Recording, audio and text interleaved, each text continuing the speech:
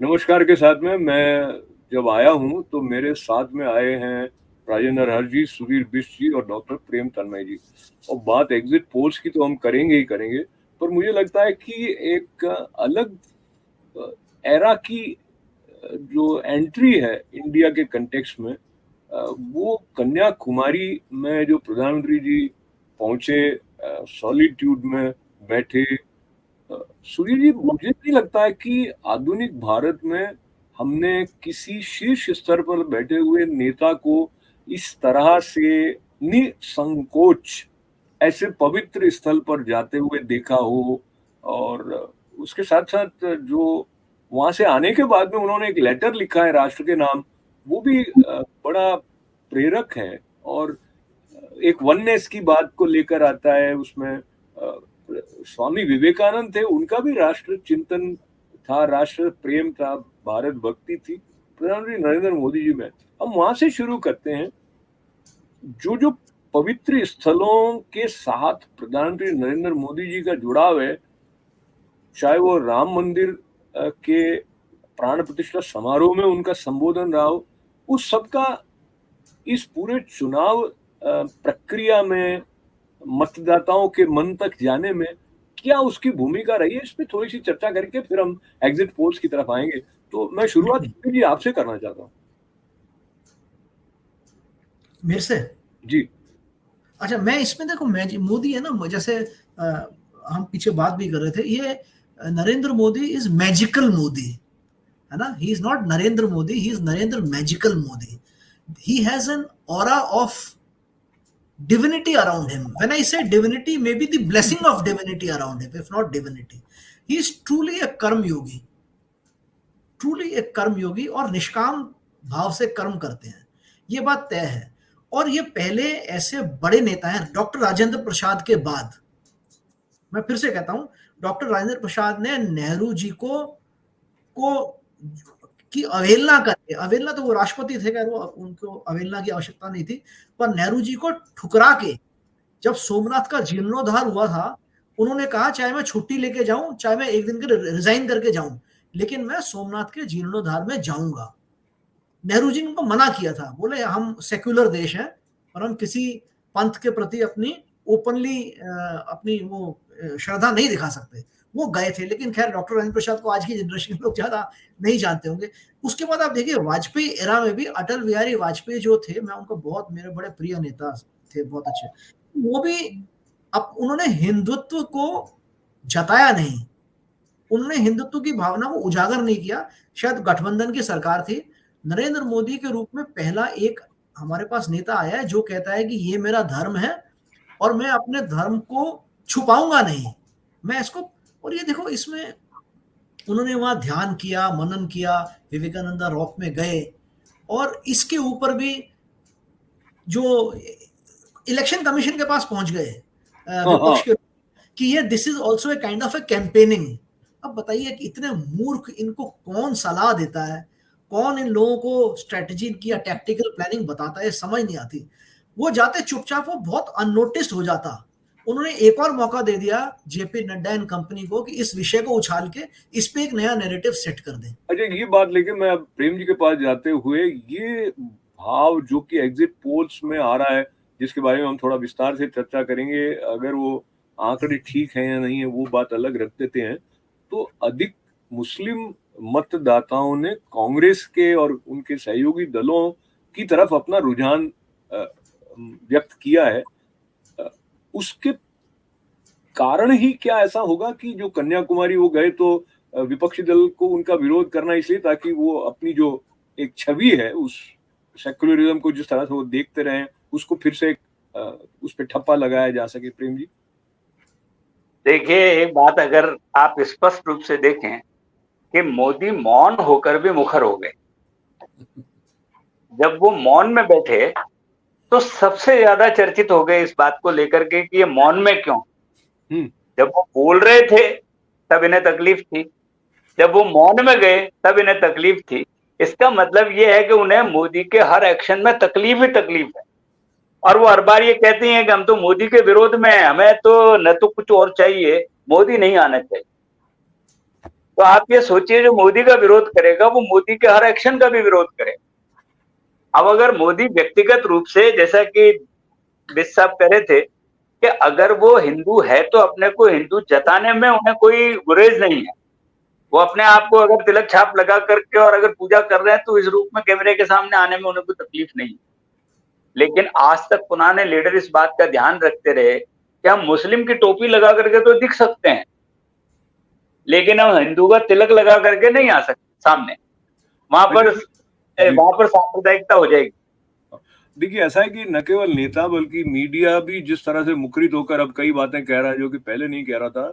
और राजेंद्र जी, आपने भी वो किताब मुझे रिकमेंड की थी जे साई दीपक की, और अन्य भी इस प्रकार के जो चिंतक हैं, शोधकर्ता हैं, फिल्म बनाने वाले हैं, वो ऐसे विषयों को छू रहे हैं जो कि पहले होते नहीं थे। तो ये भारत एक नई करवट ले रहा है। पर इसमें मैं फिर से अभी जो तात्कालिक घटना है, मुझे लगता है ये एक ऐतिहासिक घटना की तरह मैं इसे देखता हूँ। ऐसा कभी आप सोच भी नहीं सकता हूँ कि एक प्रधानमंत्री पद पर दो समय जो अच्छा नेतृत्व करके पूरे विश्व में अपना नाम कमा चुका हो, वो इस प्रकार के गेरुआ वस्त्र पहन के और माला फेरता हुआ और ध्यान लगाता हुआ दिखने में संकोच नहीं करता हो। अब ये जो पूरा है, और विपक्ष का ये कहना कि उनकी इमेजेस के कारण मतदाता प्रभावित हो गए, तो पहले से ही प्रभावित है, इन्होंने तो पहले ऐसा किया ही है। तो कुल मिला के आप क्या मनोविज्ञान उनका रहा होगा जब उन्होंने इलेक्शन कमीशन के पास गए और विरोध किया उनके कन्याकुमारी जाने का? उनका मनोविज्ञान तो बहुत क्लियर है, प्रेम जी ने बता दिया। वो मोदी विरोधी है कि उनको को पता नहीं चल रहा है मोदी जी को पॉलिटिकली कट कैसे करें, समझ में नहीं आ रहा है उनको।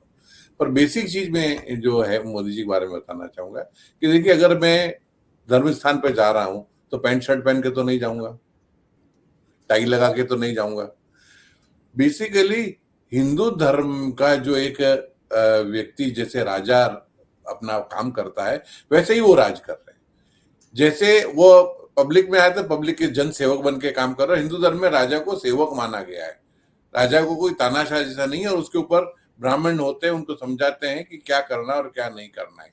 ये हमारी वर्ण व्यवस्था पूरी तरह रही है। फुल एब्सोल्यूट पावर राजा के पास में नहीं है।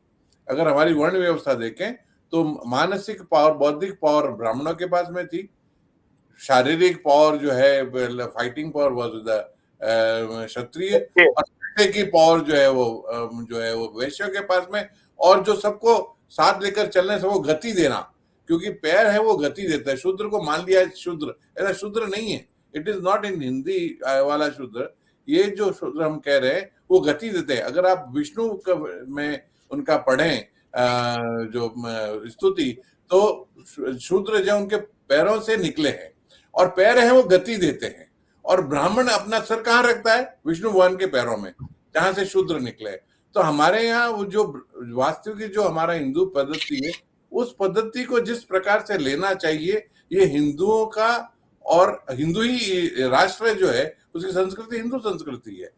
पर वो जब गवर्नेंस करते हैं तो कोई कास्ट, क्रीड, रिलीजन, संप्रदाय किसी को देखते नहीं है। पर जो अपना खुद का कार्य करेंगे, तो अगर पूजा में जाएंगे तो अपने हिसाब से हाथ में माला होगी, त्रिपुंड होगा। और अगर जाएंगे ओबामा में से तो सूट पहन करके जाएंगे। मतलब हर जगह का जी, जो प्रेम जी कह रहे थे सुधीर, अगर वो सूट भी पहनता तो सूट बूट की सरकार होके एक अलग तरह से उन पर उंगली उठ जाती है, और अगर वो गेरुआ पहनेंगे तो वो भी उंगली उठ जाएगी। तो ये बात सही है कि सब जो मुसीबत की जड़ है वो विपक्ष के कई दल प्रधानमंत्री नरेंद्र मोदी जी को मानते हैं। और इसमें मैं इस बात को जोड़ते हुए सुधीर जी आपके पास आना चाहता हूँ कि जब अरविंद केजरीवाल जो कुछ समय के लिए बाहर आए थे, पता नहीं उनको क्या सोचकर सर्वोच्च न्यायालय ने प्रजातांत्रिक प्रक्रिया को सुदृढ़ बनाने की दृष्टि से जो एक अंतरिम राहत दी, बेल दी, वो बाहर आए। उन्होंने अपने साक्षात्कार में एक सवाल के जवाब में जब उनसे पूछा गया कि जिन नेताओं को आप भ्रष्ट कहते थे और ये दावा करते थे कि ये लोग जेल में होने चाहिए, आप उनके साथ बैठ खड़े हुए हैं और मत मांग रहे हैं इत्यादि, तो उन्होंने कहा कि अभी देश को बचाने की बात है, और अगर मोदी और शाह फिर आ गए तो देश नहीं बचेगा। तो ये वाला जो एक नैरेटिव है उसको आप किस तरह से देखते हैं? फिर हम एग्जिट पोल्स तक आएंगे। और मुझे लगता है ये वाली जो धारा है वो कहीं ना कहीं अब तक काम कर रही है विपक्षी दल के चिंतन में। एक्चुअली अरविंद केजरीवाल बहुत बुरी तरीके से फंस गए हैं। अभी उनके ऊपर बहुत धाराएं और लगेगी। अभी आप समय देखना, आप उनके ऊपर बहुत धाराएं लगेंगी। जो चंदे की धारा है ना, चंदा कहाँ से आया, उसका ओरिजिन क्या था, ये लोग तो मतलब अभी तो वो चीजें अनवेल होंगी। मैं अभी क्या बताऊं, क्योंकि अभी मैं बताऊंगा तो अनसब्सटेंशिएटेड हो जाएंगे। पर मुझे पता है अभी क्या क्या धाराएं लगेंगी और कहाँ कहाँ फंसेंगे।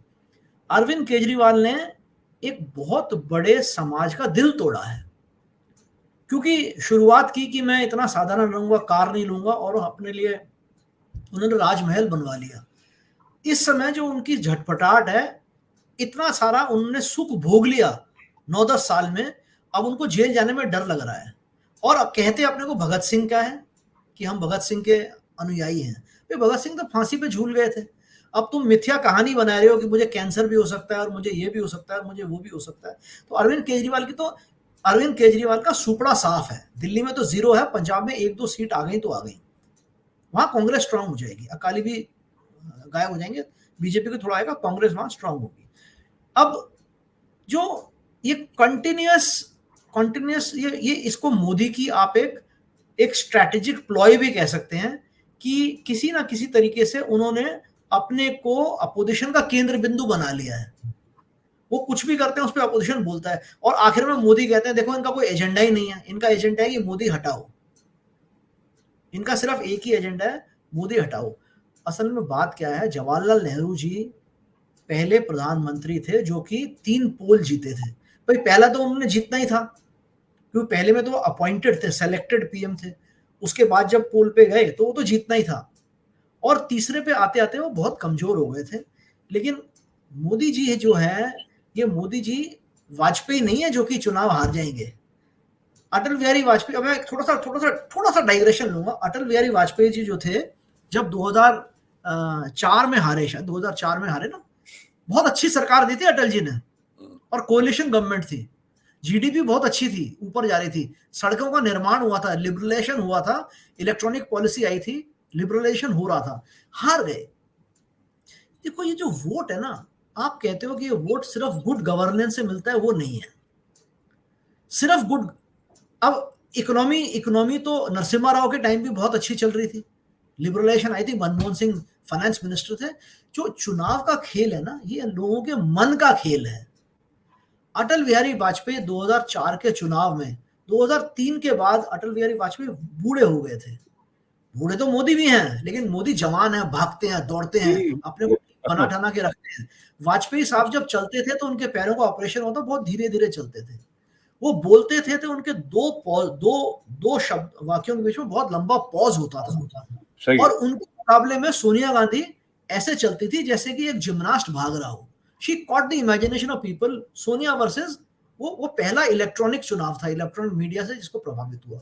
अब यहाँ पे आप देखिए नरेंद्र मोदी हैं जो कि 70 वर्ष पार कर चुके हैं। उनकी ऊर्जा देखिए, उनकी आवाज में खनक देखिए, उनका शब्दों का चुनाव देखिए, एक दिन में कितनी रैलियां करते हैं ये देखिए, कितनी बार वो लोगों से जुड़ जाते हैं और कई वर्गों से जुड़ जाते हैं ये देखिए, उनका संगठन देखिए। दूसरी तरफ राहुल गांधी देखिए। अब मैं आपको एक बात बताता हूं, मैं आप सबका ध्यान आकर्षित करना चाहता हूं। राहुल गांधी के 2 हीरो हैं। उनका एक हीरो है योगेंद्र यादव, पहले सीताराम येचुरी थे, अब योगेंद्र यादव उनके राजनीतिक गुरु हैं, और वो जिसके अनुरूप अपने को मॉडल कर रहे हैं वो है अरविंद केजरीवाल। आपने देखा अरविंद केजरीवाल पैंट पहनते हैं और शर्ट पहनते हैं। उन्होंने उसमें कभी खादी नहीं पहनी, कभी कुर्ता पजामा पहना, बढ़िया है, अच्छा है, चलो अपनी यूनिक सेलिंग प्रपोजिशन बनाना चाहता है। राहुल गांधी क्या पहनते हैं? राहुल गांधी पैंट पहनते हैं केजरीवाल की तरह, लेकिन ये बड़े सुलझे हुए तरीके से पैंट वो टाइट पहनते हैं। केजरीवाल की जगह एक साइज बड़ा नहीं पहनते, एक साइज छोटा पहनते हैं। टी शर्ट जैसे डॉक्टर साहब ने पहनी हुई है, बहुत प्यारी टी शर्ट, वो टी शर्ट पहनते हैं पर उनका कलर व्हाइट है और वो एक साइज छोटी पहनते हैं। He wants to exhibit his macho image. लेकिन वो बात जो करते हैं सारे बूढ़े लोगों की बात करते हैं आज की तारीख में, जबकि युवा है वो कंपटीशन करके आगे जाना चाहता है। वो बात करता है कि मैं गरीबी हटाऊंगा, वो ये बात नहीं करता मैं तुम्हें अमीर कैसे हटाऊं। वो कैसे हटाएंगे, वो मुझे प्रेम जी से सुनना एक बार वो नहीं, मैं गरीबी आपको हटाने के लिए कैसे अगर बताते प्रेम जी मुझे 2 मिनट का समय दे अपने समय से, अगर वो कैसे नहीं, हटा रहे हैं, वो खटाखट हटा रहे हैं हाँ बस वही और सुनना था मुझे, अभी खटाखट। खटाखट हटा रहे हैं। लेकिन ये जो इंडिया टुडे में मैंने पढ़ा, अगर उनकी सारी योजनाओं को लगा दें तो सब 22 लाख करोड़ रुपए सेंट्रल एक्सचेकर से जाएगा। अब मैं आपको बताता हूं, 1.5 lakh crore on an average हमारा जीएसटी कलेक्शन है। तो सारा जीएसटी कलेक्शन वो डोल्स में बिता देंगे। डोल्स में जो जो फ्रीबीज है, 8,000 रुपए खटाखट खटाखट और एकदम से गरीबी रेखा से लोगों को ऊपर उठा लेंगे। किसी ने इस चीज को देखा है? मैं आपको एक चीज बताऊं, पहले मैं ये सोचता था कि राहुल गांधी जो है वो पप्पू हैं। मुझे अब लगता है वो इविल हैं। मैं आपको सच बता रहा हूं, जो उन्होंने नॉर्थ साउथ डिवाइड को पनपाने की कोशिश की बड़े सटल तरीके से, वो बहुत ही दुखद है। उन्होंने एक नैरेटिव सेट करने की कोशिश की, साउथ इंडिया ज्यादा अच्छा है, नॉर्थ इंडिया उसको ड्रैग कर रहा है। साउथ इंडिया में जीडीपी इतनी होती है, वहां इतनी फैक्ट्रीज है। अरे उस फैक्ट्री का माल कौन खरीद रहा है? अगर सिर्फ साउथ इंडिया का माल साउथ इंडियंस खरीदते तो उनकी मार्केट खत्म हो जाती, उनकी फैक्ट्री बंद हो जाती। कितनी अभी कितनी सर आप कितनी दो मिनट से आप ज्यादा ले हाँ, चुके हैं, पर आपकी ओके, बातें ओके, महत्वपूर्ण थी, मैं आपका आभार व्यक्त करता हूं। पर इन्होंने एक ठीक है। महत्वपूर्ण बिंदु हमारे सामने उजागर किया है राजेंद्र जी। जिस तरह का आरोप विपक्षी दल क्या पाश्चात्य मीडिया मोदी जी पर लगा रहा है, पोलराइजेशन करने का, बांटने का, विभाजन करने का, सुधीर जी तथ्य के आधार पर जो उनकी रीडिंग है उससे वो बात स्थापित कर रहे हैं राहुल गांधी की दृष्टि में। आप उनसे सहमत है क्या? बहुत संक्षिप्त में बताइएगा। और मैं भी ये कहना चाहूंगा कि इस तरह की मुझे इनकी बात सुनते हुए कई बातें याद आई, जिसमें वो कह रहे कि जितनी आपकी संख्या है हिस्सेदारी उतने उतनी पद होने भागीदारी। चाहिए और उतनी हिस्सेदारी होनी चाहिए इत्यादि। जी राजेंद्र जी। नहीं, बिल्कुल वो तो सामने दिखाई देता है किसी को भी कि वो जो काम कर रहे हैं वो बांटने का ही काम कर रहे हैं। और जो हम पोलराइजेशन की बात करते हैं उसमें डिफरेंट, एक मेरा व्यू उसमें डिफरेंट है। जब हम हिंदू मुस्लिम पोलराइज की बात कर रहे हैं तो हम 85% को संगठित कर रहे हैं और 15% ज्यादा से ज्यादा खराब से खराब situation, the worst situation is 85% are being together and 15% remains different. That is the worst situation of this. But if you do the polarization on the basis of the caste and thing, then you don't have a single thing which is coming up. So your whole national power will get distributed like the tukde wala. जो system जो tukde कह रहे हैं, it is not physical. It is a mentally, you do south north divide, you do the OBC SC ST divide, you do Hindu Muslim divide, you do the किसान and non बिल्कुल। तो ये जो जी, divisive जो policy है, real में divisive policy है। और कांग्रेस पोलराइजेशन बिल्कुल नहीं कर रही है। पोलराइजेशन में दो पोल होते हैं, वो टुकड़े टुकड़े कर रही है। They are not polarising.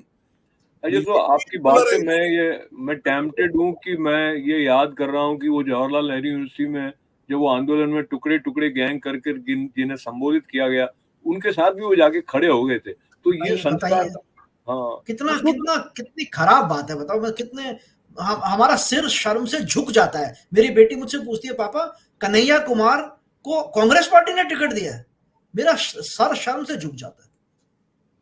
तो बात ये आती है प्रेम जी की, जो आंख झुका के नहीं बात करूंगा, आंख उठा के नहीं बात करूंगा, आंख मिला के बात करूंगा, ये कहने वाले प्रधानमंत्री नरेंद्र मोदी जी फिर से भारत के प्रधानमंत्री बन रहे हैं। सारा जो कुछ सर्वेक्षण के बाद की जो एक्सरसाइजेज हुई हैं, मैं सिर्फ 2 का छोटा सा अंश स्क्रीन पर दिखा रहा हूँ, इसकी डिटेल में जाए बिना। पर ये तो कहना ही चाहिए कि कोई ऐसा बता रहे हैं कि वो 401 तक भी जा सकते हैं। ये एक्सिस माई इंडिया पोल का कहना है। और ये भी बता रहे हैं कि 377 एनडीए प्लस माइनस 15, कुल मिला के आप इस बात को लेके उत्सव मनाने के मूड में आ गए हैं, या आप जो पोल्स के बारे में राहुल गांधी जी और अन्य विपक्षी दलों ने अपनी टिप्पणियां की उसको लेकर चिंता में है? प्रेम जी। देखिए अशोक जी, मुझे चिंता जरूर है। चिंता इस बात की है कि ये जिस तरह से ये विरोधी दल के लोग एकत्रित होकर के इस प्रजातंत्र को खतरे में दिखाने की कोशिश कर रहे हैं इस इलेक्शन के बाद, और जिस तरीके का ये विरोध प्रदर्शन करने के मूड में है, जैसा कि खबरें आती हैं, तो उत्सव की जगह चिंता ज्यादा हो रही है इस वक्त। बिल्कुल। लेकिन मैं फिर भी कहता हूं कि उस चिंता में भी मुझे एक उत्साह है। ये क्या करेंगे उसका उत्तर देने के प्रति मैं बहुत ज्यादा उत्साहित हूं कि अगर ऐसा होता है तो क्या होता है जवाब, और मैं उस जवाब का इंतजार कर रहा हूं और ये जवाब दिया जाना चाहिए अगर ऐसा सड़कों पर होता है। हम लोग बातचीत की समापनी तरफ बढ़ेंगे और ये मुझे लगता है प्रश्न महत्वपूर्ण है। कई लोगों के मन में होगा कि वो उत्सव मनाने की मुद्रा में जाएं या इन बातों को लेकर चिंता करें, जिस तरह के वक्तव्य राहुल गांधी जी की देश में आग लग जाएगी और वो जो भी परिणाम आएगा और जो कि सर्वेक्षण बता रहे हैं तो कहेंगे तो मैच फिक्सिंग है, वो ईवीएम पर आरोप लगाते हैं या जो भी है। आप कैसा महसूस करते हैं? फिर हमारे कंक्लूडिंग रिमार्क जो होंगे सुधीर जी के होंगे, तो राजेंद्र जी आप बताएं ऐसे में क्या महसूस करना चाहिए और मोटा मोटी क्या देखते हैं आप? मुझे थोड़ा सा 30 सेकंड और ले रहा हूँ। वो प्रधानमंत्री नरेंद्र मोदी जो है वो आगे की देखते हुए 125 दिन प्रधानमंत्री बनने के बाद वो क्या कर रहे हैं उस सब की योजना बनाते हैं। वो एक सकारात्मक सोच लेकर चलते हैं और जो मैं बहुत संक्षेप में ये जो याद कर रहा था वहां से निकलने के बाद कन्याकुमारी से, ये तो स्पष्ट दिख नहीं रहा है, पर उन्होंने एक पत्र लिखा और वो पत्र आप पढ़ेंगे तो वो भी एक स्टेट्समैन की तरह की बात है। I have had the privilege of, क्या है साहब ये कोटिंग, हाँ अच्छा, तिरुकुराल के वहां भी वो गए थे। It is a great experience to stand at the feet of the saint. अच्छा वो वाला है, तो इसके दो हिस्से हैं, ये दूसरा वाला पेज उसका रहा था। मैंने इसको पढ़ा तो मैं बहुत प्रभावित हुआ एक अलग स्तर पर, जिसमें आप राजनीति से परे होके एक अच्छा मनुष्य और जीवन निर्माण की बात, और मुझे लगता है वो भारतीय परंपरा का हिस्सा है। बहरहाल वर्तमान समय, राजेंद्र जी। तो मेरा एक सिंपल सी बात बताना है, मैं कहना चाहूँ, सोच हमें थोड़ा बदलना पड़ेगा। अभी क्या हुआ, कई सालों से राजनीति के में इतने गंदे लोग आ गए कि हमने राजनीति को शब्द को गंदा समझ लिया। राजनीति एक बहुत ही इंपॉर्टेंट सब्जेक्ट है, समाज का बहुत इंपॉर्टेंट भाग है, और राजनीति हमारा खुद के जीवन का एक भाग है और सबसे इंपॉर्टेंट है, क्योंकि that governs, like our mind governs our body, the politics governs the whole country. So politics should not be, the word should not be taken in a negative sense. That's what, and that's what Mr. Modi is showing to everybody, that politics is not for making your family more prosperous or making your party. It is like a seva to be done, to be served to the government. तो उसके साथ ही मैं मेरा ये कहना चाहूंगा कि Modi is taking basically what really this culture talks about, the politics that he is showing to everybody and to the whole world, what a politician should be and how it should be, that's what he is showing. Sudhir ji, Modi ji के संदर्भ में भी आप कुछ टिप्पणी करना चाहें तो करें, लेकिन मोटा मोटी अभी जिस जगह पर हैं, अपने एग्जिट पोल्स के बारे में प्रतिक्रिया विपक्षी दलों की देखी, उनकी जिस तरह की उसको आप धमकी जैसे स्वर भी आपने सुने हैं, तो how do you see third tenure of prime minister Narendra when it begins, what are you expecting? मैं तो बहुत उत्साहित हूँ और मैं सबसे ज्यादा उत्साहित इस बात से हूँ, इस बार हमें नरेंद्र मोदी जी का कठोर रूप देखने को मिलेगा और ये भारत को जरूरी है। मैं आपसे एक बात कहता हूँ, मेरे पिताजी राजपत्रित अधिकारी थे, क्लास 1 ऑफिसर थे, वो रिटायर हुए, उनके पास एक स्कूटर था। लालू प्रसाद यादव के पास साइकिल थी। आज ऐसा क्यों है कि जो मेरी नेटवर्थ है और लालू प्रसाद की बच्चों की नेटवर्थ में 100 गुने का फर्क है, मेरे से 100 गुना ज्यादा अमीर है। मुलायम सिंह यादव जी जो थे, अब भगवान उनकी आत्मा को शांति दे, जा चुके हैं दुनिया छोड़ के, ये क्या थे, वो किस बैकग्राउंड से आए थे? अखिलेश यादव मेरे से 10-12 साल छोटे हैं, 15 साल छोटे हैं। मेरी नेटवर्थ से कितनी ज्यादा नेटवर्थ है उनकी। मैं एक पीएचडी हूं, बड़ी बड़ी कंपनियों में सीईओ रह चुका हूं। इतना पैसा लोगों ने कमाया है। आप ये देखिए कि by sleight of hand National Herald, जिसकी 20-20 हजार करोड़ की प्रॉपर्टी है, आप उसके ट्रस्टी हैं और आप उसको एक प्राइवेट लिमिटेड कंपनी में कन्वर्ट करके अपने पास कितना पैसा रख लेते हैं। मैं देश की जनता चाहती है और मैं आपको एक बात बता दूं, देश की जनता बहुत खुश है कि जब ये लोग जेल जा रहे हैं, नेता लोग भ्रष्टाचार में जेल जा रहे हैं। ये बात सही है कि बीजेपी के लोग नहीं जा रहे, लेकिन मैं आपको ये भी बता दूं, बीजेपी के लोग इसलिए नहीं जा रहे क्योंकि वो कम भ्रष्ट हैं, उनको मोदी का डर है, उनको मोदी का डर। आप मुझे सारी कैबिनेट में बता दीजिए किसी के ऊपर भ्रष्टाचार के आरोप लग गए हो, ठीक है, लेवल छोटे लेवल पे लगेंगे, एक स्टेट लेवल पे लोग रहेंगे करप्ट, पर बड़े लेवल पे तो नहीं है। ऐसा तो नहीं है किसी ने कि अपने छत में सब्जियां उगा के 12 करोड़ की इनकम पैदा की। ये बहुत ऐसा तो नहीं है। मैं ये कितने भ्रष्ट हैं। और ये राहुल गांधी जो है, ये डिवाइडर इन चीफ है। एक बार मोदी को डिवाइडर इन चीफ कहा था, मैं आपको बता रहा हूं, Rahul Gandhi, P Chidambaram and company, ये डिवाइडर इन चीफ है। और मैं चाहता हूं जितने भी करप्ट पॉलिटिशियंस हैं, इन पे देशद्रोह का मुकदमा चले कि कैसे इन्होंने देश की जनता को लूटा है। इसमें बीजेपी के लोग आने हैं तो आ जाए। आप देखिए, मैं लालू प्रसाद यादव और मुलायम सिंह यादव, इनकी नेटवर्थ देखिए साहब, क्या नहीं है इनके पास। वो तो नेटवर्थ आप कागज वाली बता रहे हैं, बिना कागज वाली नेटवर्थ तो हजारों गुना है, 100 गुना नहीं आते। चलिए, तो ये मुझे वाईएससीआर के लड़के को, जगनमोहन को क्यों छोड़ दें, उसको भी नहीं छोड़ेंगे हम, स्टालिन को क्यों छोड़ दें। उदयनिधि नाम है उनका, उदयनिधि उनके बेटे का नाम है। अब मैं आपसे कहता हूं, चलो वसुंधरा राजे सिंधिया तो राज परिवार की हैं, या माधवराज सिंधिया ट्रेडिशनली बहुत रिच लोग हैं। अरुण जेटली इंडिया के हाईएस्ट टैक्स पेयर थे लॉयर्स में, ओपनली डिक्लेयर करते थे अपनी इनकम, 300 करोड़ की इनकम डिक्लेयर की हुई है उन्होंने, और उस पर टैक्स दिया 1/3। तो बीजेपी के अंदर मॉरल फैब्रिक तो है, एटलीस्ट टॉप लीडर्स का तो है। क्या अमित शाह अपने लड़के को पॉलिटिक्स में लाके गुजरात के, मैं आपसे क्षमा इस बात की चाह रहा हूं कि आपको जितना अधिक सुनना हमें चाहिए, कि आपके पास ज्ञान की भी संपदा है और संदर्भों को लेते हुए कई सूत्र हैं जो आपके भीतर जागृत हो जाते हैं। जैसे कि हम किसी बड़ी बिल्डिंग में जा रहे हो, यहाँ भी लाइट जल जाती है, वहां भी लाइट जल जाती है। तो अभी जो प्रजातंत्र की लाइट जल रही है भारत के, और तीसरी जो इनिंग शुरू होने वाली है मोदी जी के नेतृत्व में, उसको लेकर जो आपका उत्साह भी है, आपकी अपेक्षाएं भी हैं, और स्वच्छता मिशन की जो बात है वो आचरण में भी आएगी, उसके लिए और अधिक जो न खाऊंगा न खाने दूंगा वाली बात जो है वो सचमुच चरितार्थ होती है और अधिक दिखाई देगी, ऐसी आपकी अपेक्षा है।